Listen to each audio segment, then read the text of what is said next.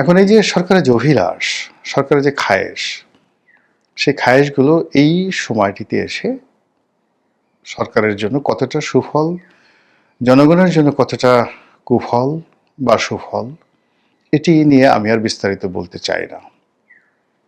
কিন্তু বাস্তবতা হলো যে সরকারের যে আন্তর্জাতিক অঙ্গন, এটি ক্রমশ একের পর এক বন্ধ হয়ে যাচ্ছে।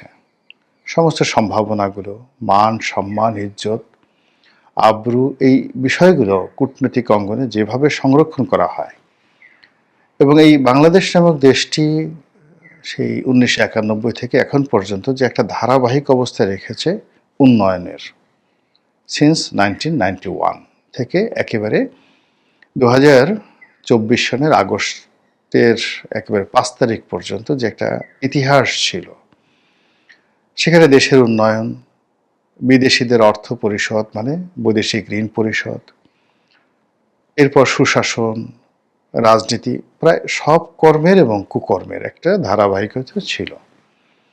কিন্তু গত 15 মাসে এই জিনিসগুলো একেবারে মুখ থুবড়ে পড়ে গেছে।